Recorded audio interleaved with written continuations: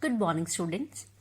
Today we will discuss the topic that is most important topic under GST, that is input tax credit. Input tax credit means it is an availment of the tax credit at the time of output tax, that means at the time of sale. As we all know that under the earlier system of the tax, if the taxes or the credit of taxes imposed by the central government, then it is not available for the payment of taxes imposed by the state government and vice versa. But under GST, input tax, it is a credit which is available to the supplier to set off the tax which he has already paid at the time of purchase of goods from the tax which he has paid at the time of sale. Let's see. Input tax credit, there are two types of taxes, input tax and output tax. Input tax means the tax which is paid at the time of purchase, and output tax which is paid at the time of sale.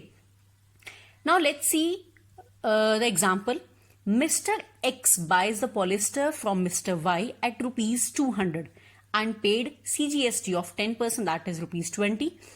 So Mr. X further sells this product at 400 plus taxes at the rate of 12%, that is 48 rupees. Very simple. Mr. X ने Mr. Y से polyester bye किया है 200 का और 20 rupees उसको CGST पे किया है. That means total price is 220 rupees. Now further इस पॉलिस्टर से उसने टी शर्ट बनाई और उसको सेल आउट किया for rupees 400 plus taxes, that is 48 rupees. Now the ITC here is how to calculate ITC. That means input tax in this example is rupees 20. That means the tax paid at the time of purchase, that is rupees 20.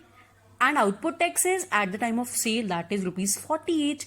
Now in this case, Mr. X has already paid rupees 20 at the time of, and now he has to pay only rupees 28 because here the output tax is 48 and input tax is 20. So 48 minus 20, that is rupees 28. Now Mr. X has to pay only rupees 28. Now this is called input tax credit. That means to take the credit of input tax at the time of output tax.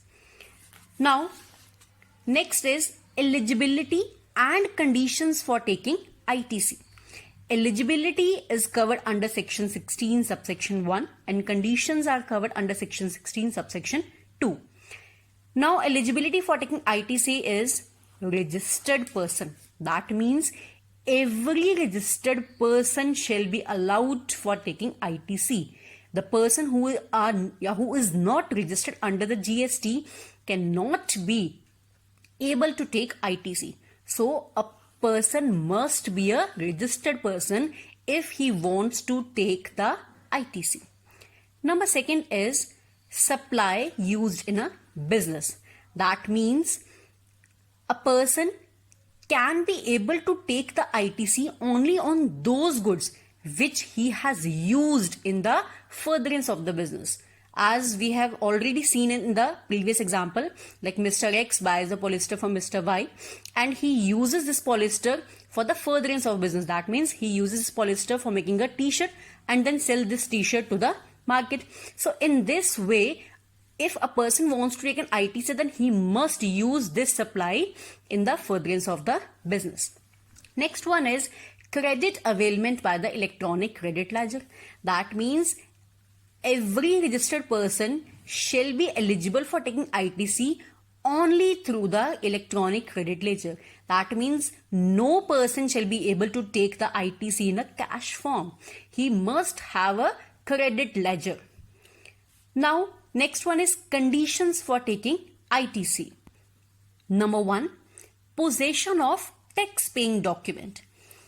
The first condition for taking ITC is possession of tax-paying document. That means every registered person must have invoice, debit note in his hand if he wants to take the ITC from the government, because the invoice or the debit note is an evidence or it is an proof for taking the or for buying the goods from the supplier. So उस person के पास invoice और debit note होना जरूरी है अगर उसको ITC claim करना है, बिकॉज वही इनवॉइस और वही डेबिट नोट एक तरह का एविडेंस है कि yes he has purchase something from the supplier and he has paid the taxes on that goods. Number second is receipt of supply by the recipient. This means the recipient must have a receipt of supply of the goods from the supplier. That means if the recipient receive the goods and services, only then he can take the ITC from the government. That means only the receipt or the bill is not sufficient, but the possession of the goods and services must be there for taking the ITC. Now, third one is payment of tax to the government. Similarly, no registered person shall be entitled to take the ITC unless he has actually paid the tax to the government on those goods and services. That means कि जब तक जो हमारा registered person है, जो goods और services उसने purchase करी है और सेल करी है, और उन गुड्स और सर्विसेज के ऊपर जो टैक्स है वो जब तक एक्चुअली पे नहीं कर देता गवर्नमेंट को, तब तक वो उन गुड्स और सर्विसेज के रिगार्डिंग आईटीसी क्लेम नहीं कर सकता. Next one is furnishing the return.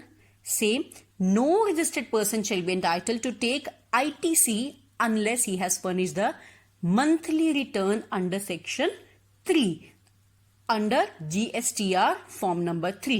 That means कि जब तक जो पर्सन है वो तब तक आईटीसी नहीं क्लेम कर सकता जब तक कि वो आगे रिटर्न ना फर्निश करता हो. मंथली रिटर्न फर्निश करनी जो है वो नेसेसिटी है. Next one is on the receipt of last lot of inputs. अब इस केस में क्या है, फॉर एग्जाम्पल कि हमने किसी सप्लायर से 10 क्विंटल्स वीट ली है और वो जो 10 क्विंटल वीट्स है वो लॉट्स में रिसीव हो रही है. दैट मीन्स कि हम उन गुड्स पर आईटीसी सिर्फ तभी ले सकते हैं जब तक हमें उस पूरे के ऑर्डर का लास्ट लॉट नहीं रिसीव हो जाता. That is on the receipt of last lot of inputs की आईटीसी की कंडीशन ये है कि जब तक आपको लास्ट लॉट उस इनपुट का रिसीव नहीं हो जाता तब तक आप प्रीवियस लॉट्स के ऊपर भी जो है आईटीसी क्लेम नहीं कर सकते. Next one is payment to supplier within 180 days. That means कि अगर आपको आईटीसी क्लेम करना है then you must have to pay to the supplier within 180 days. That means कि if you want to buy something in a credit, then you must have to pay that amount within 180 days. Next one is no depreciation. It means where the registered person has claimed the depreciation on the tax component of the cost of capital goods, or we can say plant and machinery under the provision of income tax, then the input tax credit on the said tax component shall not be allowed.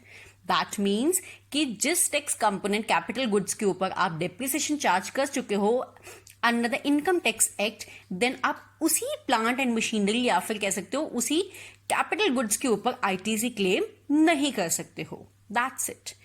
Next one is sequence for the utilization of ITC. There must be a sequence of ITC. If you want to claim the ITC, you must follow this sequence. Now let's see what is the sequence. Number one is amount of ITC and account of IGST. Utilization towards payment, order of utilization. Number one is कि अगर आपके पास IGST के अंदर आपका input tax पड़ा है, input tax का मतलब जो आप टैक्स ऑलरेडी पे कर चुके हो, तो आप इस अमाउंट को कहां कहां यूटिलाइज कर सकते हो. अगर आईजीएसटी में बैलेंस है तो आप सबसे पहले आईजीएसटी, सीजीएसटी, एसजीएसटी और यूटीजीएसटी में उसको यूटिलाइज कर सकते हो. लेकिन इसकी ऑर्डरिंग क्या है, अगर आईजीएसटी का बैलेंस पड़ा है तो फर्स्ट यू हैव टू पे IGST from this balance. If still balance is left, then you can pay CGST after IGST. Still there is a balance, then you can pay SGST, and after that UTGST. Similarly, second one is CGST. अगर आपके account में CGST का ITC पड़ा है, that means input tax पड़ा है, then CGST और IGST दोनों में यूटिलाइज कर सकते हो. और ऑर्डर ऑफ यूटिलाइजेशन क्या होगी, फर्स्ट यू हैव टू पे CGST from CGST balance and after that IGST. Similarly, SGST का बैलेंस है तो first IGST and then IGST, And in by seeing these two columns, we can see that CGST can never be paid out of the SGST and SGST can never be paid out of CGST. मतलब जो SGST है उसमें से CGST कभी पे नहीं हो सकता और CGST में से कभी SGST पे नहीं हो सकता. And last one is UTGST. अगर आपका बैलेंस UTGST में है, then first you have to pay UTGST from this balance and after that IGST. So this is the sequence for the utilization of ITC. I hope you all understand this video. Thanks to all.